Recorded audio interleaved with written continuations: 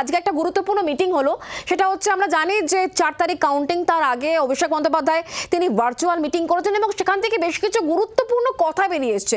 কি সেগুলো? যে ক্ষেত্রে মমতা বন্দ্যোপাধ্যায়, অভিষেক বন্দ্যোপাধ্যায় তারা দুজনেই আত্মবিশ্বাসী, বড় ব্যবধানে জেতার বিষয়ে আত্মবিশ্বাসী এবং 200-র বেশি আসনে জিততে চলেছে তৃণমূল কংগ্রেস, এমনটাই কিন্তু বক্তব্য। আর ঠিক কি বেরিয়ে এলো আজকের এই বৈঠক থেকে, ভার্চুয়াল মিটিং থেকে, জানি একটুখানি কথা বলি। আমাদের সঙ্গে প্রবীর রয়েছেন, আমাদের প্রতিনিধি। প্রবীর, দেখো, এই যে বৈঠক, ভার্চুয়াল বৈঠক, 2-3টে বিষয়। একটা হচ্ছে মমতা বন্দ্যোপাধ্যায় এবং অভিষেক বন্দ্যোপাধ্যায় তাদের বক্তব্যের শুরুতে তারা অত্যন্ত আত্মবিশ্বাসী। মমতা বন্দ্যোপাধ্যায় যেমন বলেছেন 200-র বেশি আসনে ক্ষমতায় আসবেন, অভিষেক বন্দ্যোপাধ্যায় কিন্তু আরো আত্মবিশ্বাসী যে গতবার 2021-এ যা ফলাফল হয়েছিল তার থেকে একটা আসন হলেও বাড়বে তৃণমূল কংগ্রেসে এবং ভোট শতাংশ বাড়বে। এর পরের বিষয়টা হচ্ছে যে গণনা কেন্দ্রে কাউন্টিং এজেন্টদের ভূমিকা কি হবে। প্রচন্ড ভাবে সতর্ক করেছেন মমতা বন্দ্যোপাধ্যায়, অভিষেক বন্দ্যোপাধ্যায় যে কোনো অবস্থায় কাউন্টিং সেন্টার থেকে ছেড়ে আসা যাবে না। এমনকি পোস্টাল ব্যালট প্রথমে গোনা হবে, সেটা যদি সরকারের বিরুদ্ধে যায় তাহলে কিন্তু মনোবল ভাঙা চলবে না, কারণ আসল ফলাফল হবে ইভিএম এ। এবং সেক্ষেত্রে দাঁড়িয়ে কাউন্টিং এজেন্টে কি কি করণীয়, কোন কোন বিষয় করতে হবে, নির্বাচন কমিশনের কি নিয়ম আছে, সব কিন্তু বুঝিয়ে দিয়েছেন মমতা বন্দ্যোপাধ্যায়, অভিষেক বন্দ্যোপাধ্যায়রা। আর পাশাপাশি আরো একটি বিষয় গুরুত্বপূর্ণ যেটা হচ্ছে, সেটা হচ্ছে মমতা বন্দ্যোপাধ্যায়, অভিষেক বন্দ্যোপাধ্যায় দুজনেই বলছেন যে সমস্ত পুলিশ অবজারভার, সাধারণ অবজারভার, পুলিশ অনৈতিক ভাবে কাজ করেছেন এই ভোটে, তাদের বিরুদ্ধে আইনত ব্যবস্থা নেবে রাজ্য সরকার। কাউন্টিং এজেন্টদের জন্য কি পরামর্শ দেওয়া হয়েছে, কি বার্তা দেওয়া হয়েছে, তারা কি করবেন? দেখো, একদিকে যেমন প্রার্থীরা তো থাকবেন, প্রার্থীদের এজেন্ডা থাকবেন, এজেন্টে কখন ঢুকতে হবে, কখন বেরোতে হবে, তারা কোন কোন বিষয় নজর রাখবেন, একদম ইভিএম স্ট্রং রুম থেকে নিয়ে আসা থেকে শুরু করে ইভিএম খোলা, কাউন্টিং করা, সেগুলো নোট করা, পুরো বিষয়। আরো একটা গুরুত্বপূর্ণ বিষয় হচ্ছে যে প্রতিটি কেন্দ্রের জন্য, জেলার জন্য কলকাতা থেকে কিন্তু প্রথম সারির নেতৃত্বকে পাঠানো হচ্ছে জেলায় কাউন্টিং অবজারভার হিসাবে। তারও তালিকা কারা যাবেন সেটাও কিন্তু মমতা বন্দ্যোপাধ্যায়, অভিষেক বন্দ্যোপাধ্যায় ঠিক করে দিয়েছেন। ফলে কাউন্টিং এর ক্ষেত্রে কোথাও কোনো রকমের শিথিলতা দেখতে চাইছেন না মমতা বন্দ্যোপাধ্যায়, অভিষেক বন্দ্যোপাধ্যায়রা। তাদের বক্তব্য যে 6 মাস কেটেছেন, আর একটা দিন কাটুন, যাতে এই যে সফলতা, সেই সফলতা আসে এবং এই যে নির্বাচন, সেটা আগামী 50 বছর মনে রাখবে বাংলার মানুষ। ধন্যবাদ প্রবীণ আমাদের সঙ্গে টেলিফোন লাইনে থাকার জন্য। বিশ্বজিৎ বাবু, আপনি এই পুরো বিষয়টাকে কিভাবে দেখছেন? কারণ মমতা বন্দ্যোপাধ্যায় এর আগে বলেছিলেন 226, 230 হয়ে গেল, সেটা অবাক হওয়ার বিষয় নয়। অভিষেক বন্দ্যোপাধ্যায় একটা নাম্বার বলে দিয়েছিলেন, আজ মমতা বন্দ্যোপাধ্যায় বলছেন 200-র বেশি আসন জিতবেন।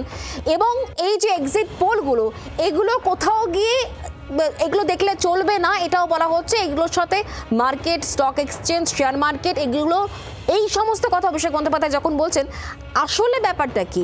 আমরা যদি একটুখানি ভেতরে ঢোকার চেষ্টা করি, কিভাবে দেখছেন এই বার্তাগুলোকে? প্রথম কথা যে মনোবল সঠিক রাখতে হবে, মনোবল ভেঙে গেলে হবে না। কারণ নির্বাচন তো একটা সিস্টেমেটিক বা লজিক্যাল একটা প্রসেস, যেখানে শুরু হয় সেই নমিনেশন যেদিন জমা দেওয়া হলো, প্রশাসনিক কাজ, সেখান থেকে যেদিন যতক্ষণ না সার্টিফিকেট হাতে দেবে জয়ের, ততদিন অবধি এই নির্বাচনের প্রক্রিয়াটা চলবে। কিন্তু একেবারে শেষ স্ল্যাবে এসে, মানে একেবারে শেষ দিকের ওভার গুলো যদি বলতে পারেন, স্লগ ওভারে এসে দেখা যাচ্ছে যে এই সময় যদি কর্মীদের মনোবল ভেঙে যায়, কারণ এবারের নির্বাচনে অনেক টাইট ফাইট অনেক সিটগুলোতে থাকার সম্ভাবনা আছে। সেখানে মাঝপথে মনে হতে পারে যে বিরোধী দল জিতছে, আবার একটু পরে মনে হতে পারে শাসক দল জিতছে। কিন্তু অনেক সময় কর্মীরা বা যারা কাউন্টিং এ থাকেন তাদের মনোবল ভেঙে যায়, অথবা যারা জিতছেন তাদের চাপ তৈরি করে, একটা থ্রেট কালচার তৈরি হয়, সেখান থেকে তারা বেরিয়ে আসে দল বেঁধে, যে দেখছে যে আর হবে না। কিন্তু মমতা বন্দ্যোপাধ্যায় বলছেন যে শেষ পর্যন্ত থাকতে তার কর্মীদের, কারণ লড়াইটা অনেক আসনেই একেবারে শেষ মুহূর্তে গিয়ে ফলাফল হবে, সেই জায়গাটা সুনির্দিষ্ট করার জন্য। এবং বারবার অভিযোগ তুলছিলেন তৃণমূল কংগ্রেস যে এবার কাউন্টিং এর সমস্যা হতে পারে, স্ট্রং রুমে যেমন পৌঁছে গেছেন, প্রার্থীদের যেতে বলেছেন, তেমন কাউন্টিং এর সময় শেষ পর্যন্ত থাকতে বলেছেন, যাতে কোথাও কোনো অভিযোগের জায়গা না থাকে।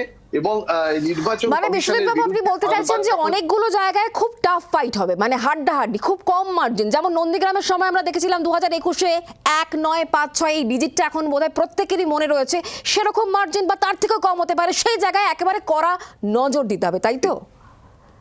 একদম তাই, একদম তাই। সেই কারণেই কর্মীদের সবসময় সজাগ থাকতে হবে এবং শেষ পর্যন্ত থাকতে হবে। হার জিত যাই হোক, শেষ পর্যন্ত ফলাফল দেখে আসতে হবে, এইটা তিনি বলতে চেয়েছেন এবং সেই ধরনের দিকে আমরা যাচ্ছি।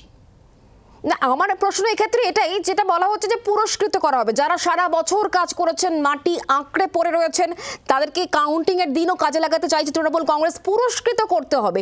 পুরস্কৃতর কথা আসছে কেন? দলের কর্মী নিষ্ঠা ভরে কাজ করবেন, সেটা কাউন্টিং এর দিন হোক, সেটা অন্য দিন হোক, সেক্ষেত্রে পুরস্কৃত করার কথা বলতে হচ্ছে কেন দলকে? দেখুন, দলকে কেন বলতে হচ্ছে, প্রত্যেকটা রাজনৈতিক দলের একটা করে স্ট্র্যাটেজি থাকে।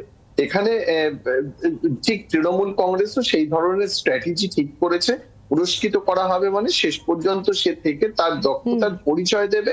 সেখানে কর্মীদের উদ্দীপ্ত করা, কর্মীদের এটা দেখেছেন অনেকটা কর্পোরেট ঢঙে হচ্ছে।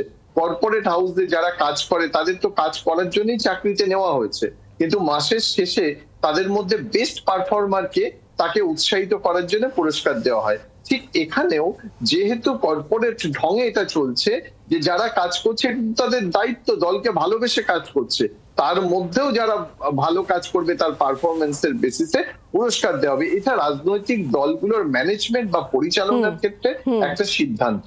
সুতরাং এখানে আলাদা করে মানে আর সেই জায়গা থেকে একদম 4 তারিখ সকাল থেকে কি ছবি থাকে কাউন্টিং সেন্টারগুলোতে, সেদিকে অবশ্যই আমাদের নজর থাকবে। বিশ্বজিৎ বাবু, অনেক ধন্যবাদ আমাদের সঙ্গে সরাসরি থাকার জন্য। বাংলার আওয়াজ, বাঙালির আবেগ, জি 24 ঘন্টা।